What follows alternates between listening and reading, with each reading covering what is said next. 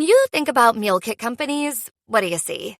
Probably long, complicated recipes and subscriptions you can't escape. But with the new Blue Apron, we're doing meal delivery differently. No subscription needed. Faster, easier meals. And the same dedication to quality we've always had. Shop 100+ meals at blueapron.com. Get 50% off your first 2 orders with code APRON50. Terms and conditions apply. Visit blueapron.com/terms for more.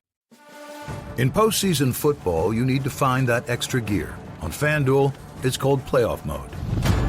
Flipping the switch on the FanDuel app can flip the script on the entire season.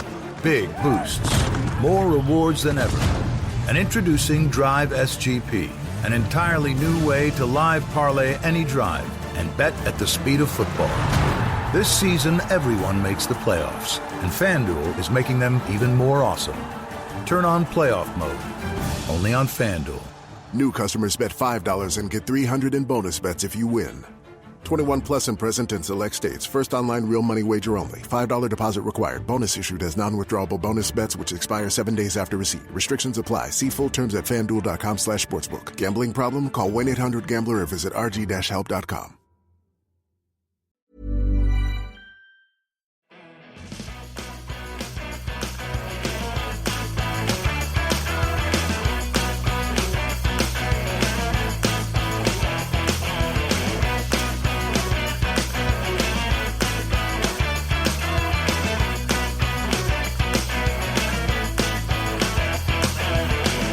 Hello, everyone, and welcome to Kilowatt, a podcast about electric vehicles, renewable energy, autonomous driving, and much, much more. My name is Bodie, and I am your host. And on today's episode, we are going to talk about a lot of stuff, not necessarily CES stuff. Here's the thing. I still got to edit those interviews. And last year, when I interviewed a bunch of people, some of those interviews never saw the light of day because I don't know where they are. So I've been trying to be very, very organized this year, which, like I said, last year I just was not.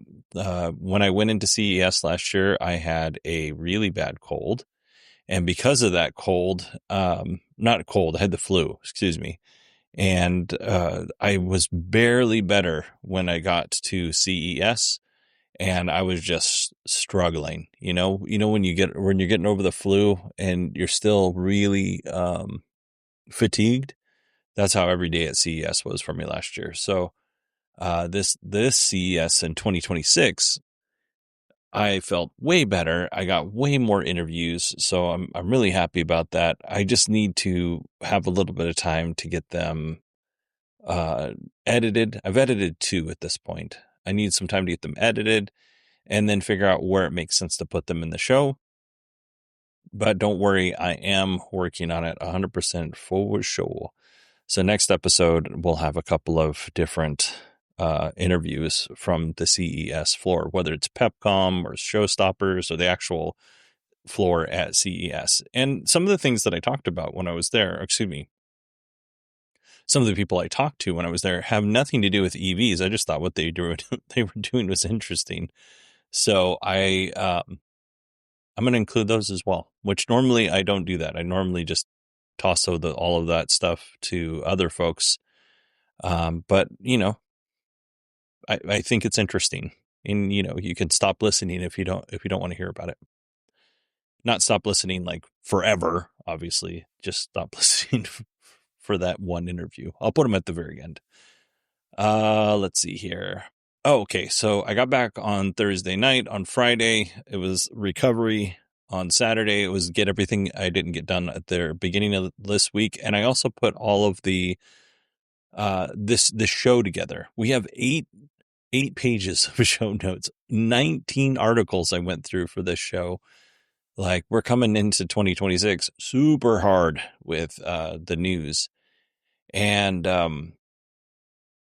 it's going to be a long one. But one of the things that I was doing last night when I was watching the Bears game, go Bears, if anybody saw that game last night, my heart was in my toe the entire time. And then in the fourth quarter, I went from responding to emails to standing up and just standing in front of my TV.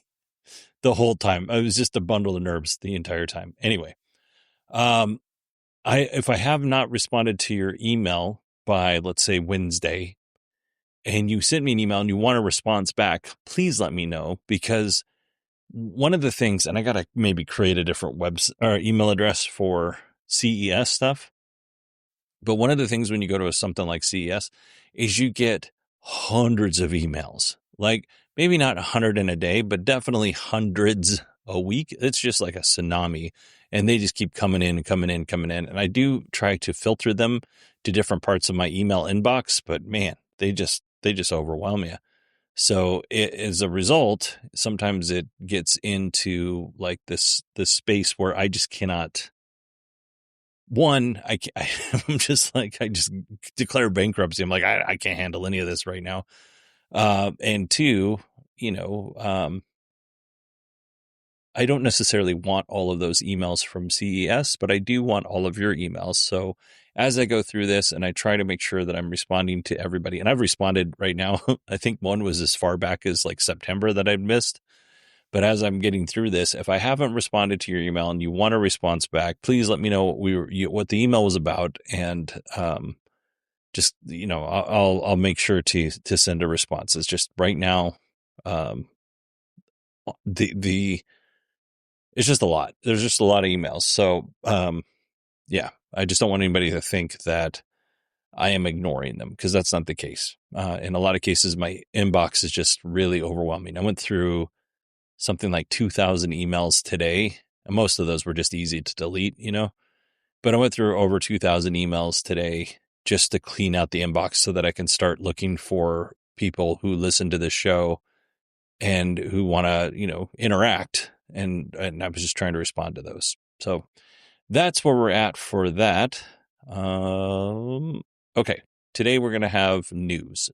So we're going to start off with a little bit of a slow roll. The 2027 Chevy Bolts have made it to dealerships, so that's exciting.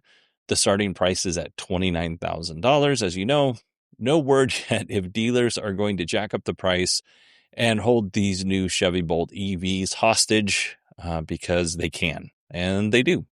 So hopefully, if you want a Chevy Bolt and you happen to be, if you happen to live next to a dealer that has one, hopefully they don't try to hose you out of more money. Kia's compact car, the EV2, has officially launched. When we're looking at the size of the EV2, think of the BMW i3.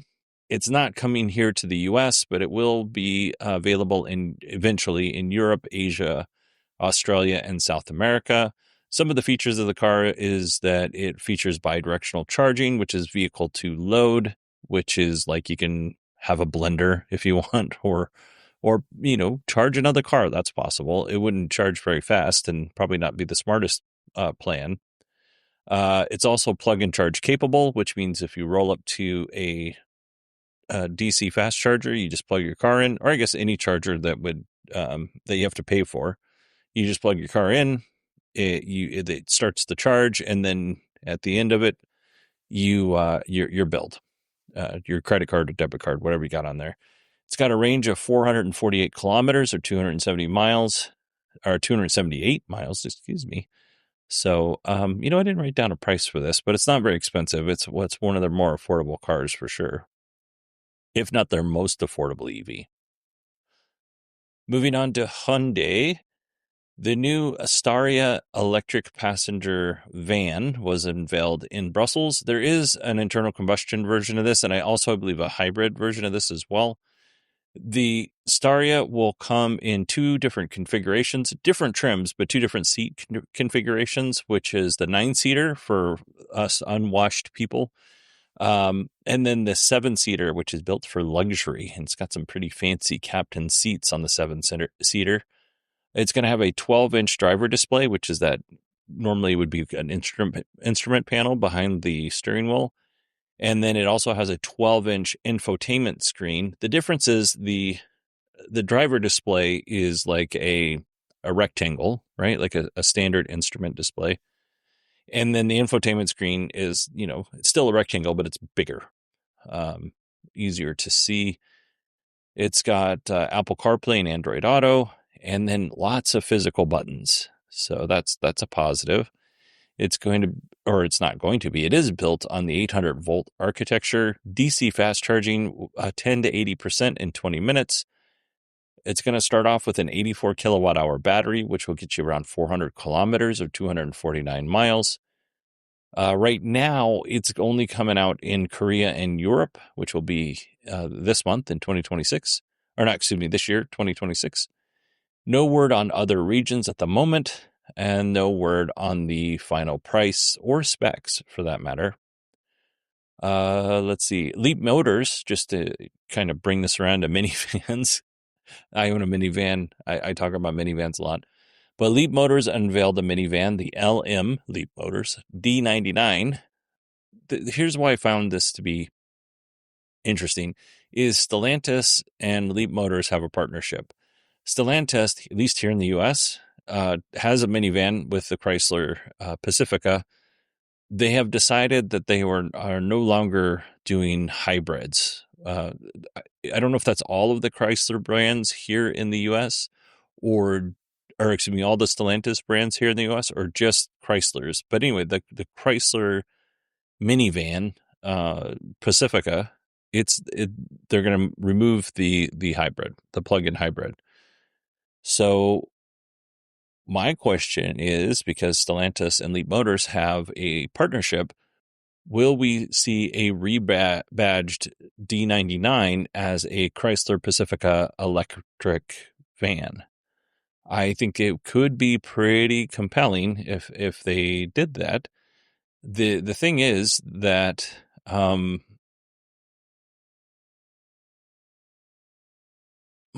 Stellantis isn't doing very good here in the U.S.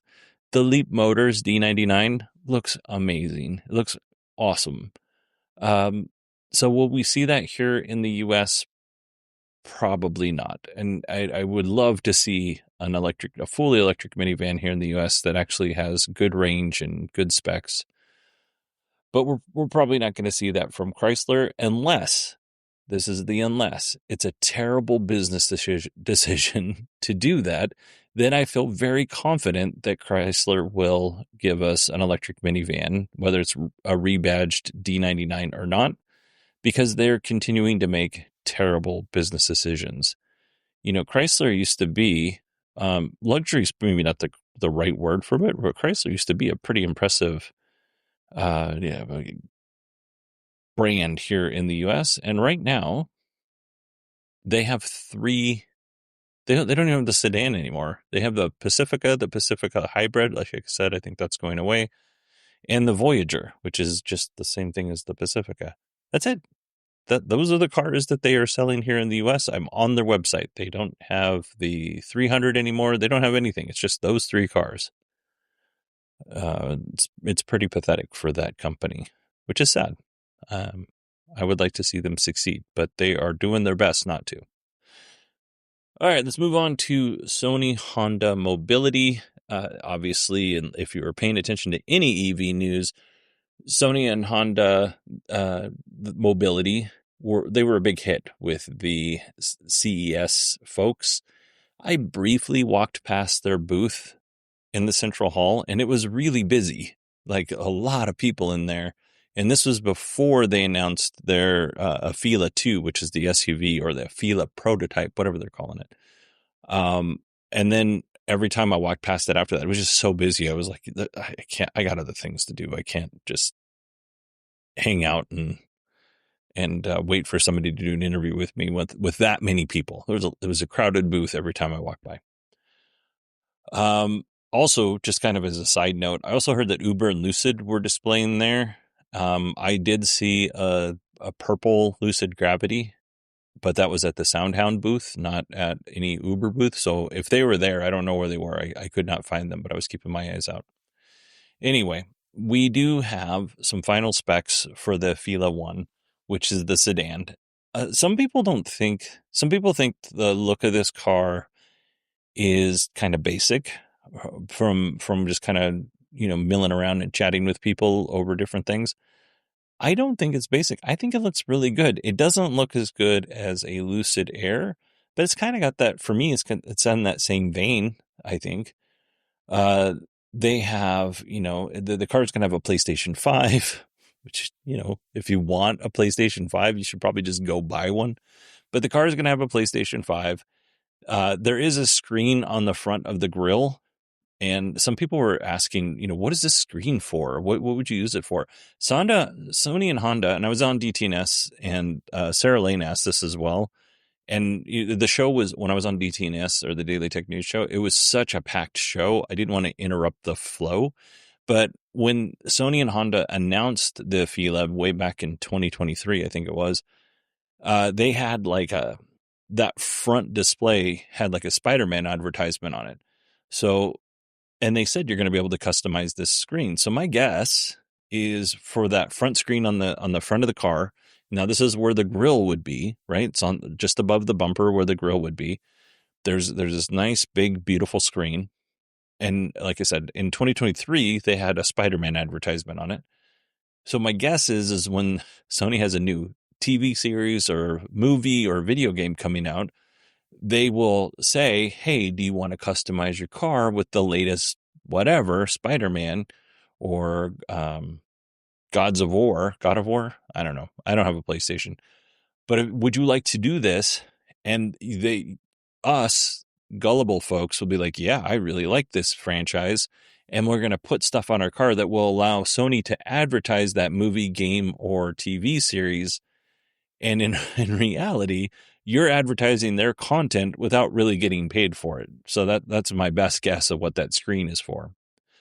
The good news, though, is I don't think Sony Honda Mobility, I don't think they're going to sell very many of these cars. So, the reach will be limited. But yeah, in terms of other specs that people actually care about, it's going to have a 90 kilowatt hour battery, 300 kilowatt motor, which will produce about 400 horsepower, 150 kilowatt charging speed, which is not super fast, especially for a car at the price, which is $90,000.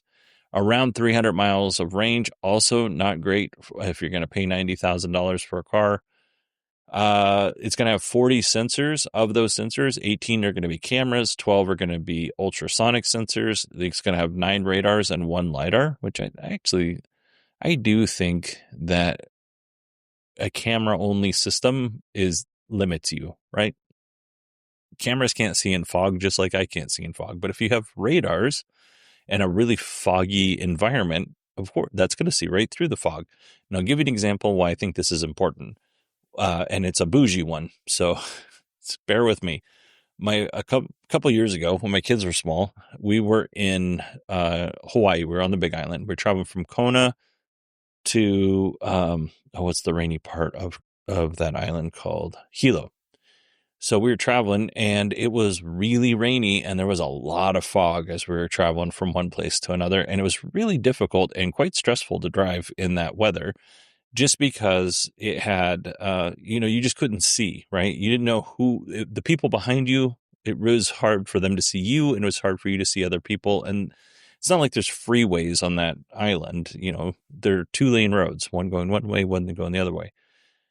So having something that had the ability to use radar to see through that fog would be really beneficial. If you live in a place where visibility can be limited, radars, I think, are a great option. I don't know how exactly LiDAR works in those kind of situations, but I would imagine it's something close to the same.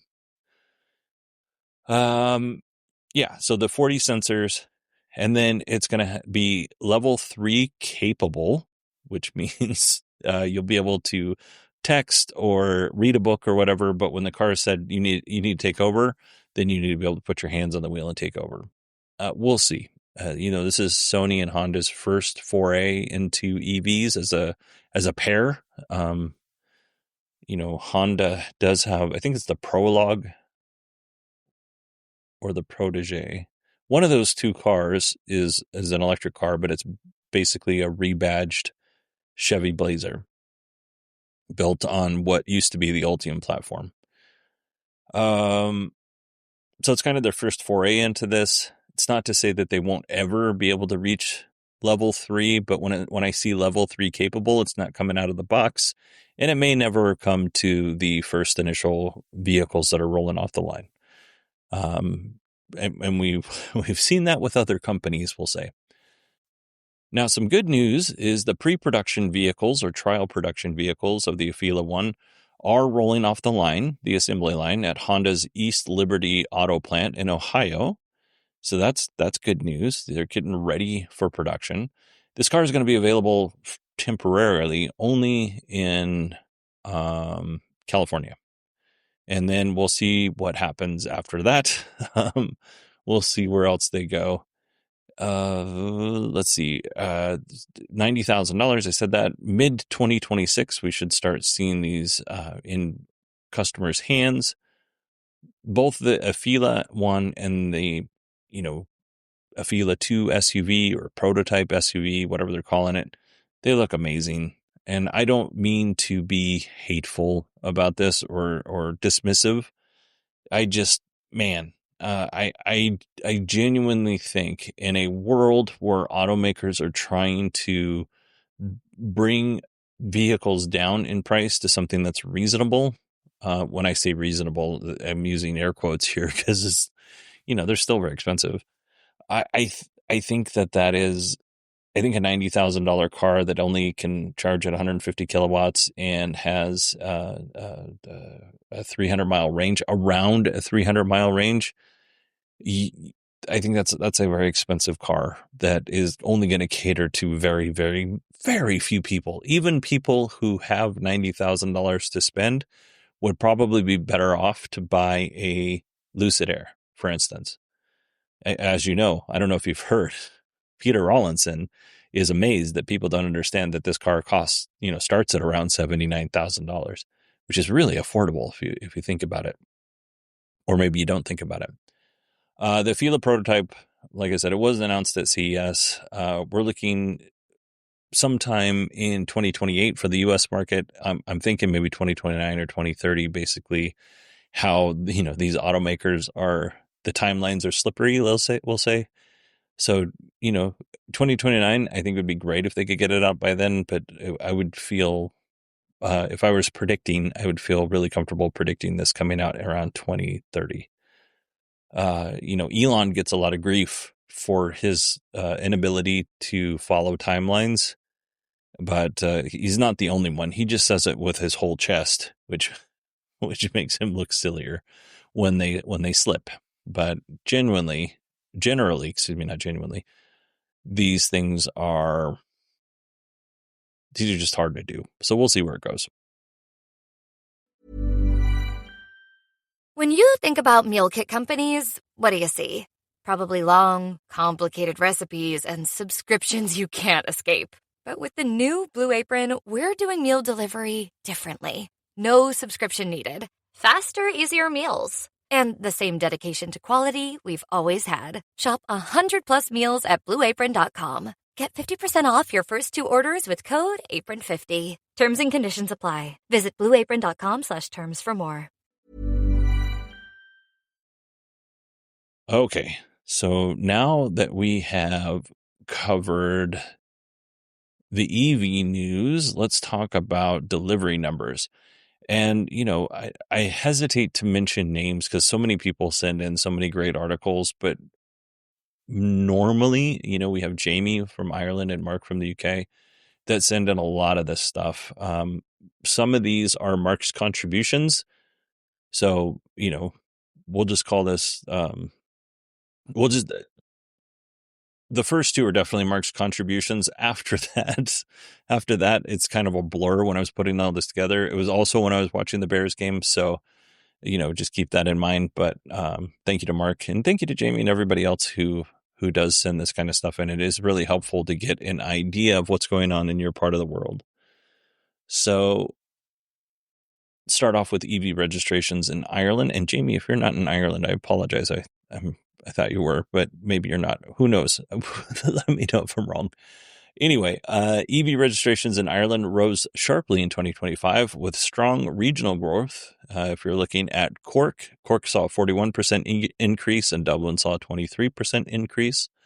Battery electric vehicles now make up 18.9% of new car sales in Ireland. And then electrified vehicles, that doesn't mean they're full battery electrics, I'm guessing, now accounts for 56%, or right around 56% of the market.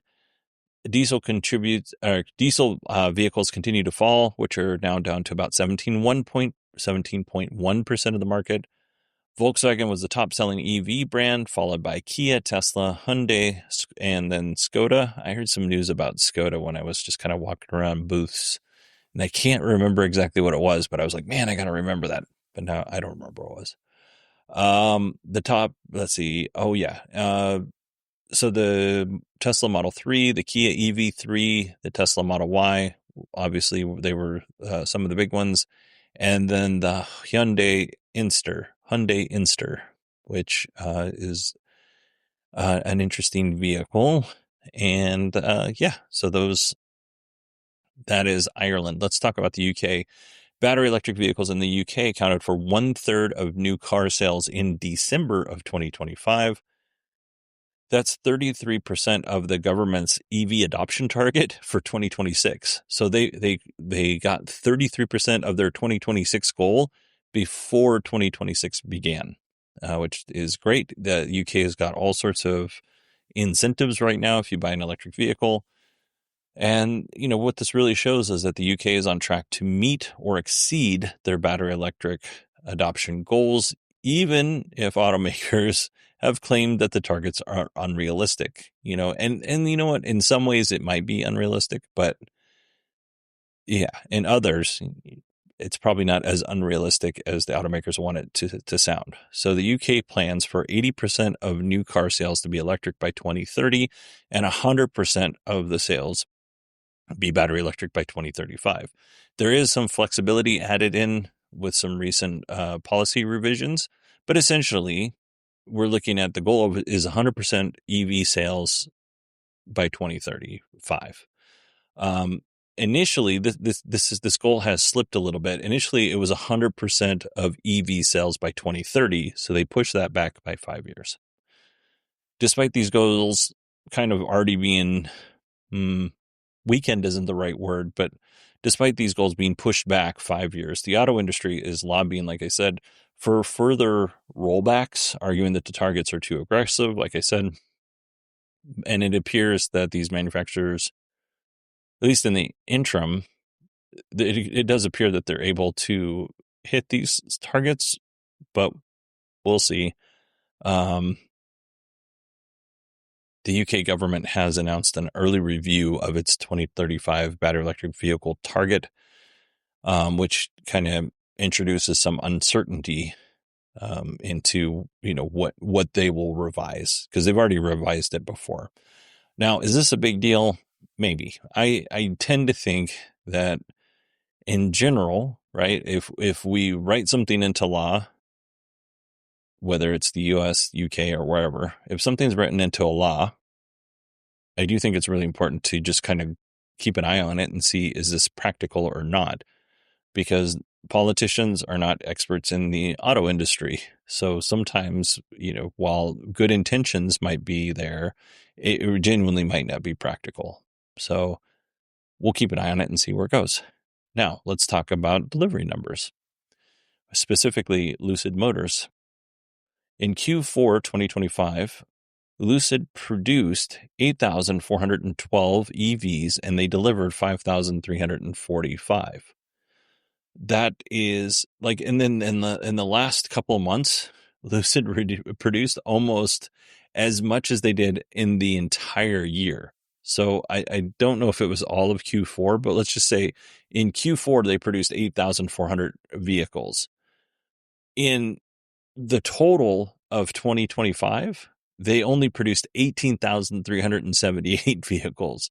So, in the last few months, they were really making a big push. And a lot of that probably has to do with the Lucid Gravity and kind of working out the problems with the production on that vehicle. Now, deliveries for the entire year, they're sitting at 15,841. So they delivered 5,000 vehicles in the Q4 of 2025. And for the entire, they delivered almost 16,000. So still killing it for Lucid in the last 3 months of the year.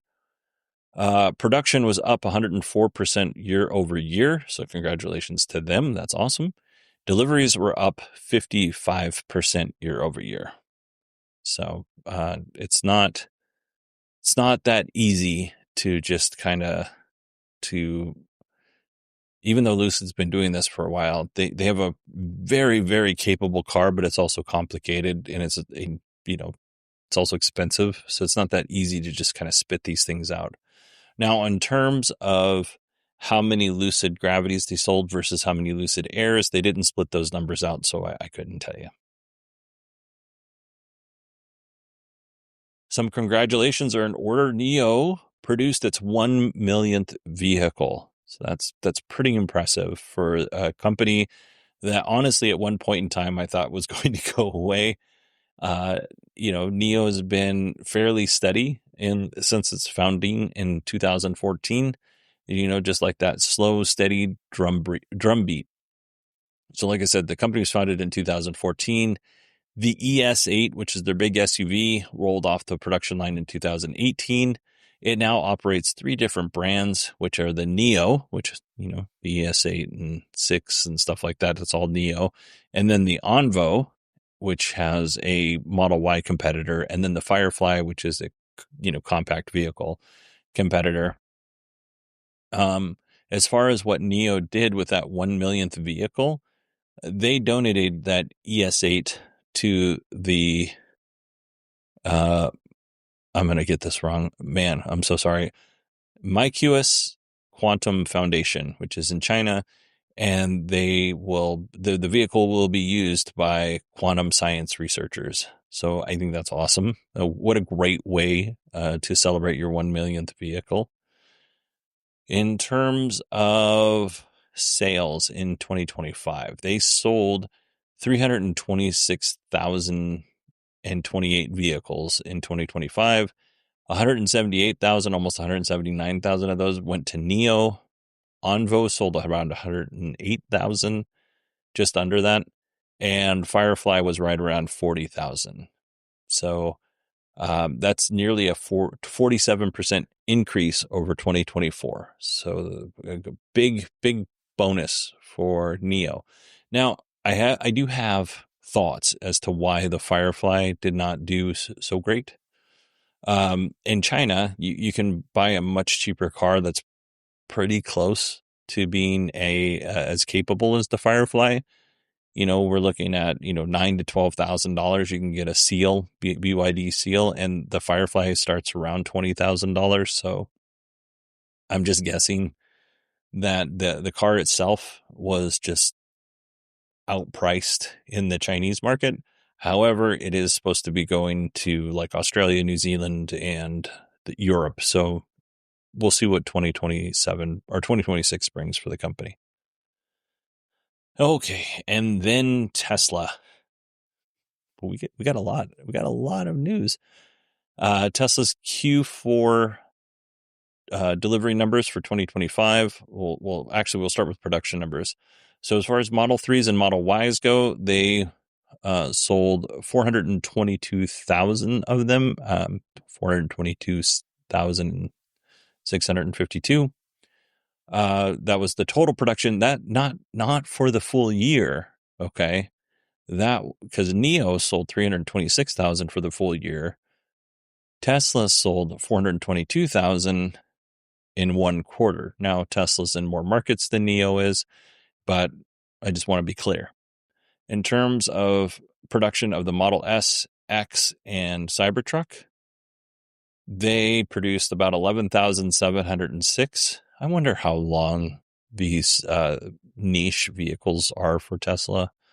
When does it stop making sense? Like the Model S and Model X, I see less and less of them. It's not that I don't ever see them. I see less and less new versions, the newer versions of that car running around.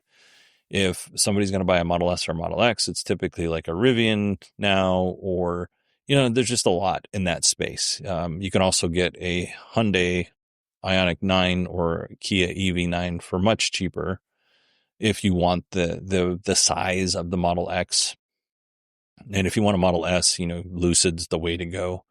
And now the AFEELA is going to be right in there. Although, the AFEELA is not going to have the range that the Model S and the Lucid Air have.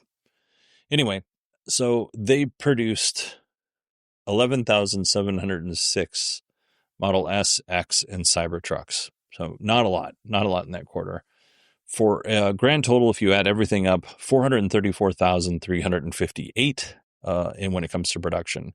Now, when it comes to deliveries, as soon as you take delivery of your car, that's how they count that. Model 3 and Model Y, they delivered 406,000 vehicles, just over that.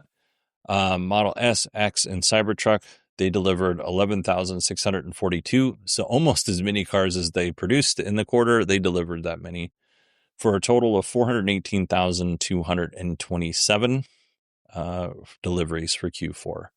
And they are also able to deploy 14.2 gigawatt hours of energy, which is a record for the company. Now, that was Q4 2025. Let's talk about 2025's numbers as a whole.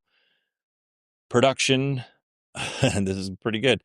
Model 3 and Model Y, they produced 1,636,767 vehicles. So very impressive. With the Model S, Model X, and Cybertruck, they only produced 53,900 of those vehicles for a grand total of 1,654,667 vehicles. That's 2025's production. When it comes to deliveries, they delivered 1,585,279 Model 3s and Model Ys. They delivered 50,850, again, really close, only 50 vehicles, or 3,500 vehicles. Nope, 3,000 vehicles short of their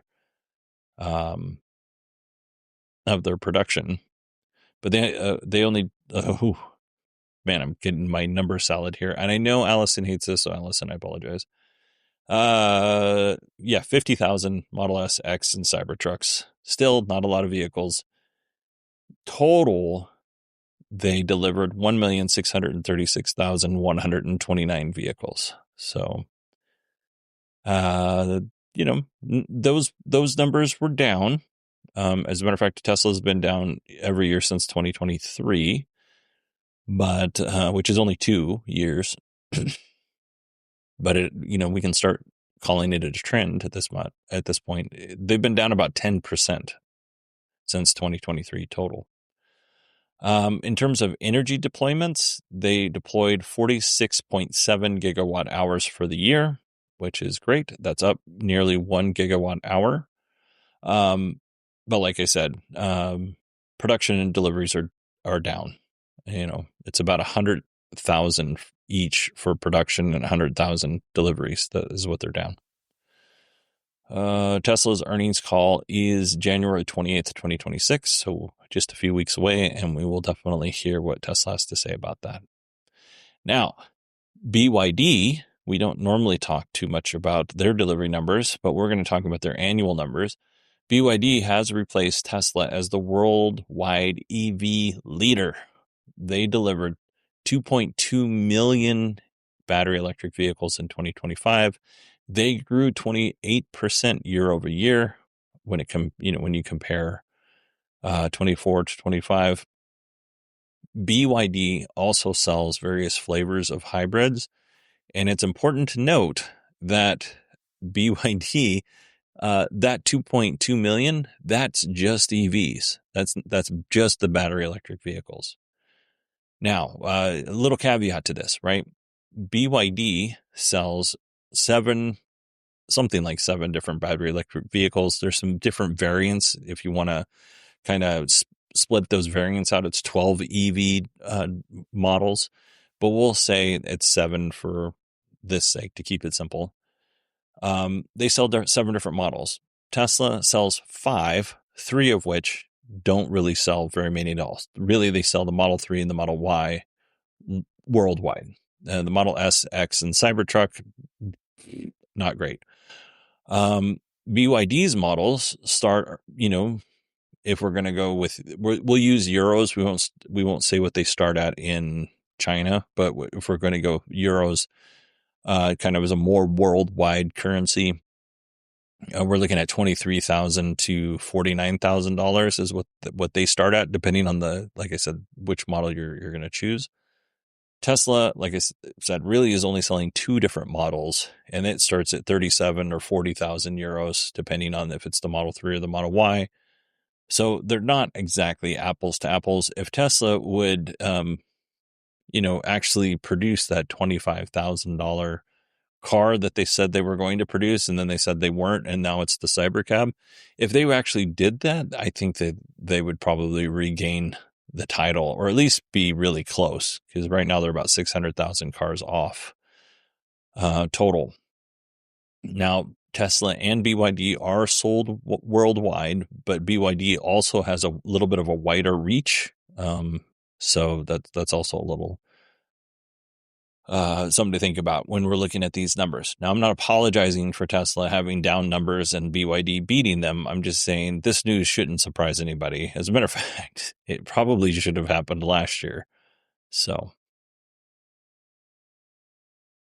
all right. I have one little bit left here. Well, it's actually more than just a little bit. I have one more section. And this is really about Tesla and some of the things that Elon has said over the last couple of weeks. And it's not necessarily like inflammatory stuff he said. It's more just stuff he said about EVs and the company as a whole, Tesla. So he sat down for this first part. We're going to talk about it. He sat down with Peter Diamandis, who does the Moonshot YouTube channel. I don't know if it's a podcast or not. I wouldn't be surprised if it was.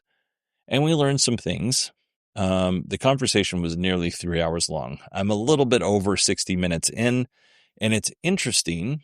I do enjoy hearing, there's another gentleman there. I can't remember what his name is, but I do enjoy hearing the 3 people talk. But to me, it's nothing groundbreaking. Here are some things that we learned from the interview based on what I've read. And by the way, a lot of what they're talking about is what men in their 50s sit around and talk about. Like when I was a kid, what I would imagine men in their 50s would sit around and talk about. That's what they're talking about in a lot of this podcast, and a lot of giggles and jokes and things like that. But, getting to this substance part of this, it would probably be maybe an hour and a half long. Peter did try to nail Elon down on his comments about universal high income, or basically not needing to have money. Elon never answered the question directly. Basically what he said is, well, I'm just guessing. And at the root, and this is me editorializing here, at the root, he said, I guess it's not, he said he's decided to look on the bright side of things instead of being pessimistic. And that's how he came up with this. But he had no real answer as to how, we don't need jobs anymore, and we'll still be fine and be able to eat and sleep and live in nice houses and be safe and all that stuff. There was no substance behind it. And all the answers just kept going back to AI. At one point in time, he did say that he didn't think, and I wrote notes at this somewhere, but I don't know where I put them. But at one point in time, he didn't think that in 10 to 20 years, you would need to save for retirement. And my answer to that is don't take your financial advice from a guy who never has to worry about having money again for the rest of his life, because you might be very disappointed. Continue to save for retirement. And if for some reason Elon is right, then the good news is you got some money in the bank and you can have a little bit better retirement than you would have otherwise. And if it doesn't go the way Elon wants it to, at least you'll be able to, survive and maybe have a couple of nice things a year, depending on what your retirement looks like. So yeah, my big takeaway from that is don't rely on AI getting to a place where you don't need to have money anymore. That's really what I'm trying to get at there. Let's see. Okay. So he started, so I didn't I haven't listened to the whole thing yet. So there is a little bit, the things that I'm going to talk about now, I got from an article. I have not heard him specifically say any of this, so I can't give any more context than what I read in the article. But this would, read in the article. Yeah, what I read in the article. But if I listened to the entire thing, this would never get out because I'm still more than an hour away from it being done. So he talked a little bit about the Optimus factory. So Tesla will build the Optimus robot in Texas.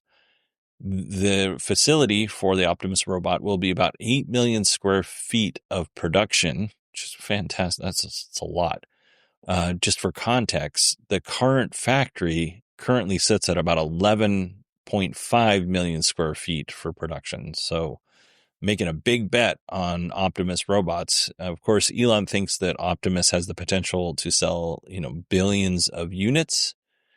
We'll see if having such a big factory right off the get-go is a good plan or not. And then when he mentioned the Roadster, now this is the thing that I find to be frustrating, is when Elon and Tesla were pushing shareholders to approve Elon's pay package, we were promised an epic demo sometime in, December of 2025 of the Roadster. And he was on Joe Rogan and he had this big push, right? The pay package was approved. And then a few days after the pay package was approved, the Roadster demo was just pushed right on down the road. One thing that Elon said a couple times is the car will be able to hover, and it's going to use cold gas thrusters to be able to hover. No real details on that. And then he said this before, it's the car to end all cars. It'll be the best of the last human driven cars. And I mean, that seems like hyperbole to me. Allegedly production of the Roadster will begin sometime in 2027. I think it was 2019 or 2017 when the Roadster was released. Hold on. Was initially Tesla Roadster announcement date. I think it was like November of 2017. So, we're looking at nearly 10 years since the car was released, and it was supposed to come out sometime in 2020, if my memory is serving me correctly. So anyway, so we got a little update on the Roadster, and as far as the cybercabs go, he says that cybercabs, not the robo-taxis, but the cybercabs themselves, would be driving in public by the end of next year. I'm unclear if next year means late 2026 or late 2027. I don't know when this interview was recorded, so I know when it was put out. I just don't know when it was recorded. Currently, there's a bill in Congress that has yet to be voted on, but it's going through the process, which will allow manufacturers to increase the number of vehicles they produce without traditional controls like, brake, accelerator, and steering wheel. Yeah, so there's that. Oh, here's my notes on that. I don't know why. Actually, it's all over the place. Going back to the universal high income, like we're not needing to save for retirement and having everything you need and everything basically costing zero. One of the things when Peter was trying to nail him down on this, he's like, are we taxing, rich people and redistributing that money? The answer back was no, that's not exactly how that works. Just prices will drop. I was a little all over the place when I put my notes in, apparently. Okay, so we've talked about that. Outside of the Peter Diamandis moonshot show, at CES, NVIDIA announced a whole bunch of stuff. One of those was like an autonomous driving platform, but also like they had, I didn't pay too much attention to it, honestly, because I had so much going on. But they have this Alpha Mayo system, which is designed to use AI to speed up development of autonomous driving. And it's mostly open. So if you're out there and you're like, I would like to work on autonomous driving, you can use NVIDIA system, probably entirely for free, which is great.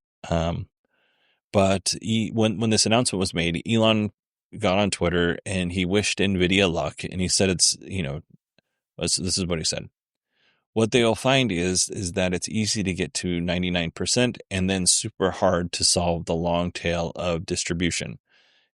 He also thinks that the Alpha Mayo project, or anybody for that matter, when it comes to competitors, are about 5 to 6 years behind Tesla. I would say that is not true. They're probably behind, but not 5 or 6 years behind. Just for clarification, like in 2020, maybe 2019, Elon also said that competitors were 5 to 6 years behind them. And I think their competitors have made quite a few strides in that time. And Tesla has largely stalled when it comes to their efforts. It's not to say that they've stalled. That's not fair, because, that initial climb goes really fast, like Elon was saying, and then trying to solve for that, we'll use his 99% example, although I don't think it quite works like that. But his 99% example, to solve that last 1% is very difficult. So all these other companies, they're hiring engineers from Tesla and other companies, and they have other ideas of how to do this. So, and, autonomous driving at this point is not a new concept. And then the technology out there exists in a way that it didn't exist when Tesla started, largely because of Tesla. But, they're not, I don't think it's 5 to 6 years. It might be a year, maybe 2 years behind where Tesla is now, but that isn't going to be the same forever. Eventually, whether it's Rivian or Lucid or one of the other projects, many, many, many autonomous driving projects that Uber is invested in, eventually somebody's going to solve that problem and either take the lead from Tesla or be neck and neck for a while. And I welcome it. We need the competition. I think it's good. Anyway, so yeah, he thinks that competition is 5 to 6 years away. Now, in terms of autonomous driving itself, throughout 2025, Elon repeated multiple times that unsupervised full self-driving would launch in Austin by the end of the year. And to his credit, as of late 2025, it does appear as if Tesla is testing unsupervised robotaxis in Austin. I don't know that it's in the same way that Elon promised. However, they're doing something, even if it's a car, just one car driving around without a driver, or a safety person in the car, whether it's the front seat or the back seat, or the front seat, driver's seat or the passenger seat, they are doing it. But recently, and when I say recently, just a few days ago, Elon says that Tesla needs about 10 billion miles of training data to achieve safe, unsupervised full self-driving. He cited that super long tail of complexity is basically a limiting factor.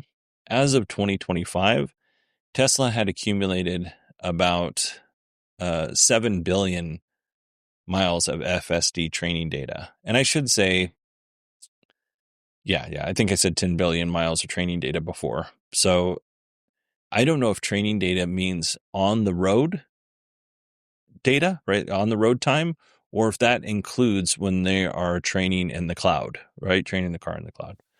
But I would imagine that it means on the road data, because if they could train in the cloud, it seems like they would have done much more than 10 billion miles at this point.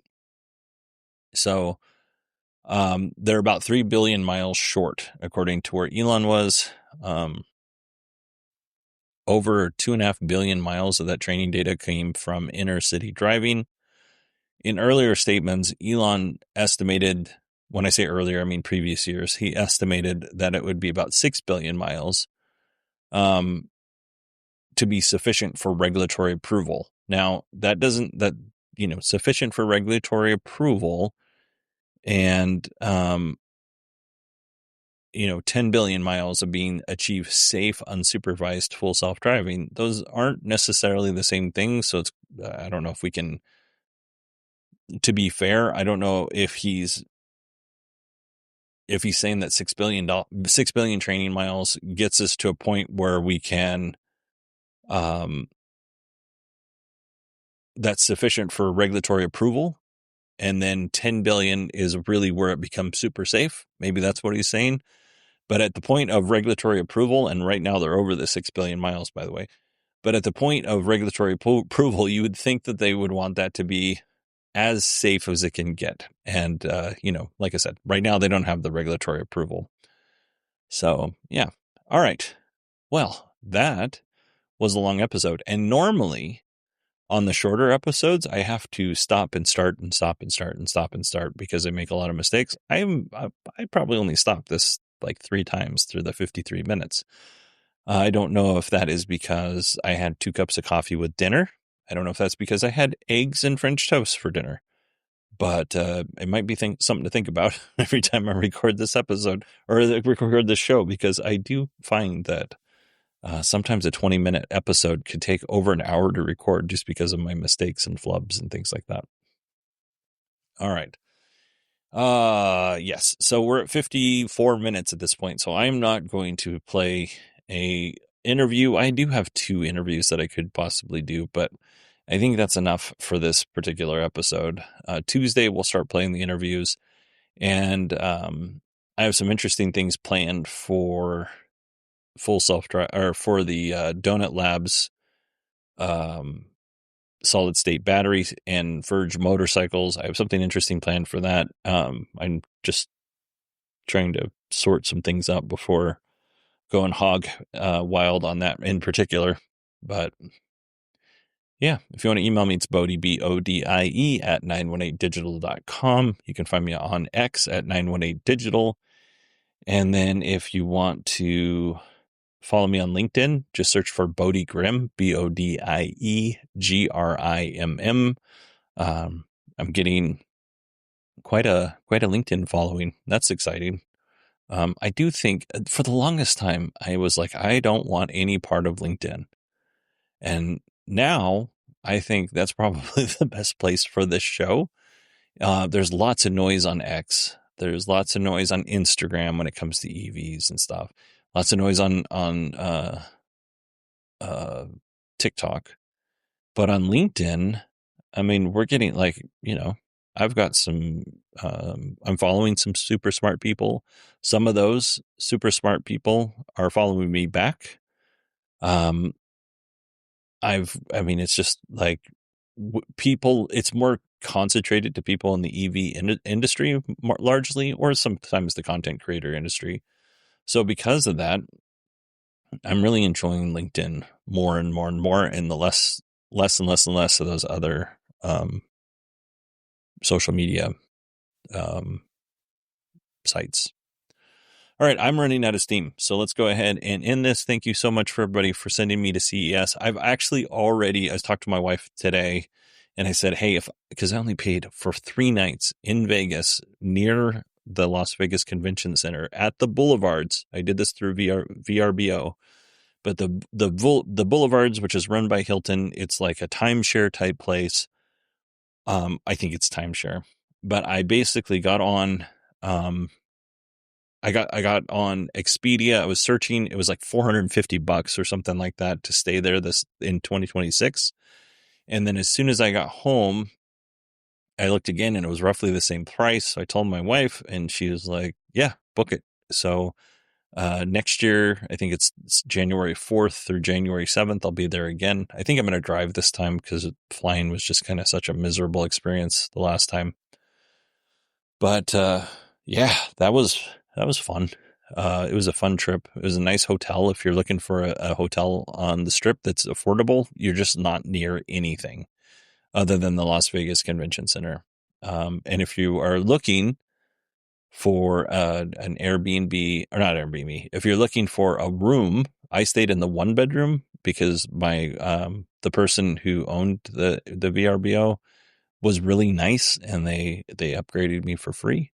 Otherwise, it just would have been a standard hotel room. I stayed in a 1-bedroom. they have that one bedroom still available, and it's only like $200 a night. So I would highly encourage people to go and snatch that up. All right. That's enough. I'm almost an hour here. So thank you all so much for listening to the show. Thank you for sending me to Vegas. I'm really looking forward to what 2026 has to bring. And I love and appreciate all of you for listening and being such a good community. So thank you very much.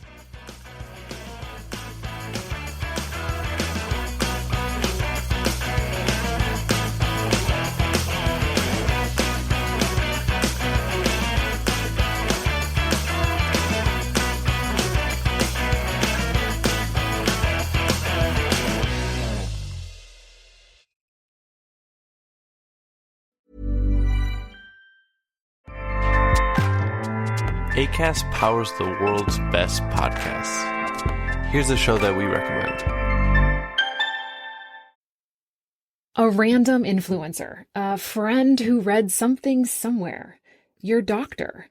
It can be hard to know where to get trusted health information. TED Health is a podcast that will help you focus on the stuff that you actually need to know to live your healthiest life. I'm Dr. Shoshana Ungerleider, a practicing internist, and I share weekly TED Talks from certified health experts that break down the questions you're always getting different answers to. Get the science-backed ideas for a healthier you with TED Health, wherever you get your podcasts. Acast helps creators launch, grow, and monetize their podcasts everywhere. Acast.com.